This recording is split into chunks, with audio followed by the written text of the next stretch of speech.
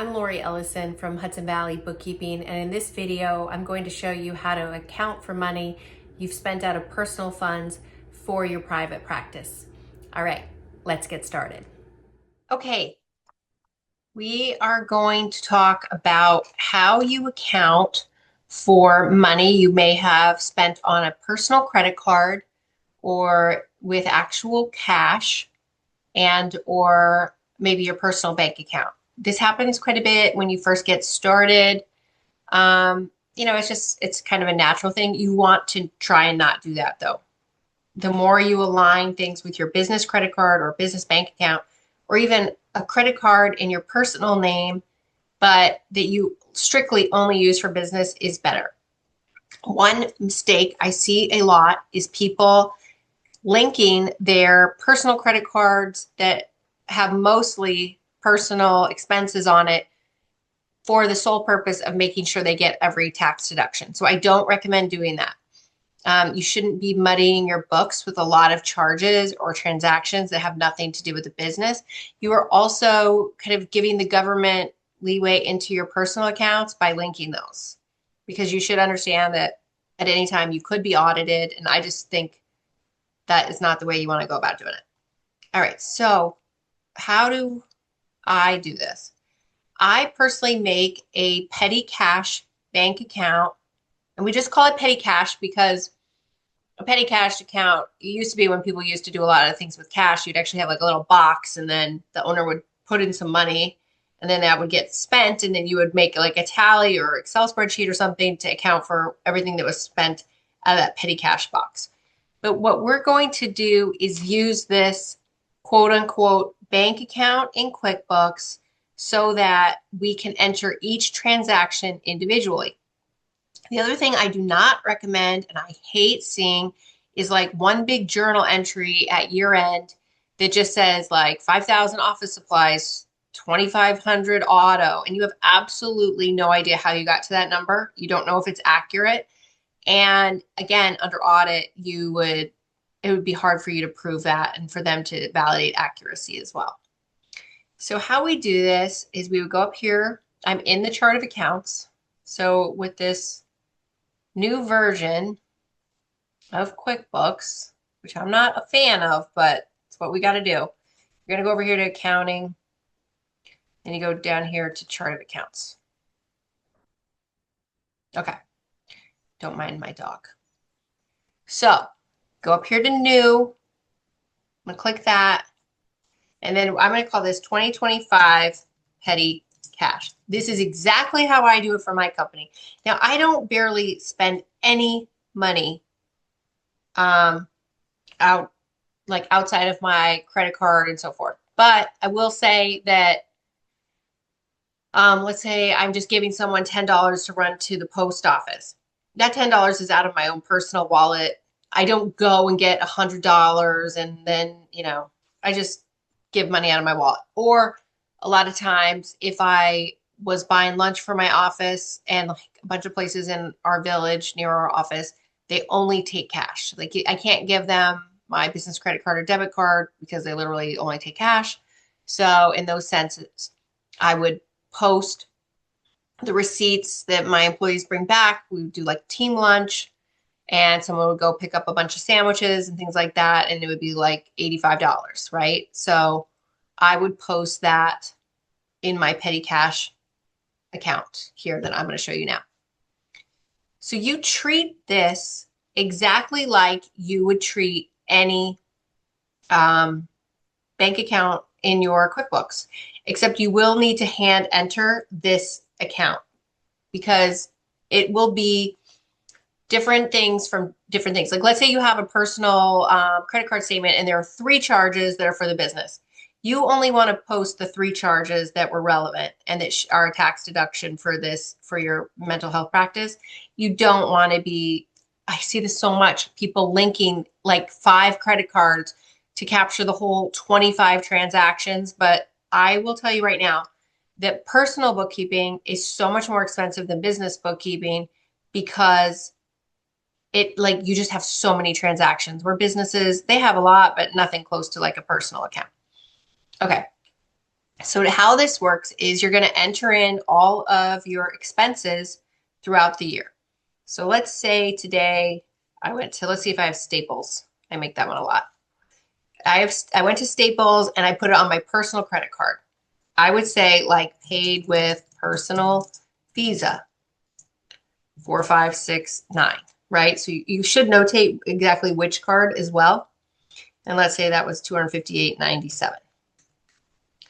Then I would say office supplies.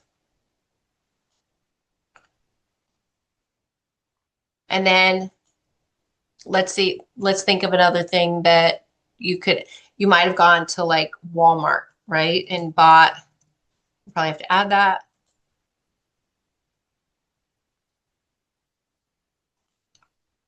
And let's say you bought a new printer.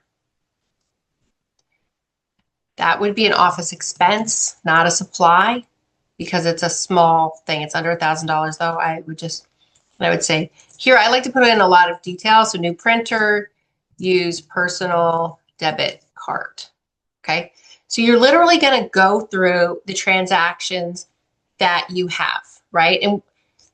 And by posting each one of these expenses in your register, you're doing a couple of things. It's really easy for you to, versus like some big journal at your end, you're going to see like, where was I really spending money? Oh my gosh, I already spent, $800 in office expenses and supplies, whatever. It allows you to analyze your books very well. But so you continue to do this. Now, what I recommend is like at the end of each month, you then zero the balance back to zero. So zero the balance, zero it out is how we talk in accounting. So much lingo in accounting. So all you have to do now, once you have your expenses posted for the month or the year or the quarter, whatever you want, you notice that we have a negative bank balance, which, as we all know, the bank is not going to let us overdraw by $834. So what are we trying to say here? Well, we really contributed that money personally, right? So we, as the business owner, should get credit for the amount of money that was spent on behalf of the business. And that's an equity account. So in my other videos, I talk about equity a lot, and I believe that you should have two types of equity accounts every year. You should have a contribution account and a draw or distribution. And the terminology regarding draw or distribution really has to do with if you're a corporation or a sole proprietor or LLC. So if you're an S Corp, you're going to say distribution. If you're an LLC or sole proprietor, you're going to say draw, but literally doesn't matter. Your accountant will not care. It's just you want to have two buckets in your history, and that's how much you gave in total at any time and how much you took. And the net is your equity. Okay, so now we're going to click deposit. I'm going to pick today. I'm going to clear out for today. Ignore my dog, Archie. So total contributed for July 2025. I'm going to say $834.60, 2025. I might have to add it. Contributions. This is going to increase your equity. Here, I'm going to say down here, partner contributions, save. And I'm just going to now quickly show you what did this do inside your QuickBooks, because I get a lot of people that are posting and they're doing all these wonderful things in QuickBooks, yet they really have no idea what is happening. Okay. Hi, I hope you're enjoying this video. It would really help our channel if you could like and subscribe, as we do not monetize this channel. And also please put in the comments any video requests. All right, thanks. Okay, so now let's go see what that did to your profit and loss and to your balance sheet. I'm gonna go to reports.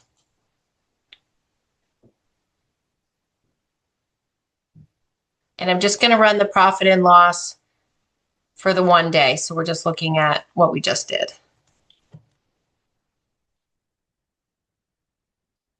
Okay, so we have the money for let's see, we'll just click into all of it. So it went to expenses. So you were able to capture the expense that you paid with your personal money, right? So now it shows that it came out of your petty cash account and it's allocated to the two different expense accounts. Now let's go back to reports and let's show how you were given credit.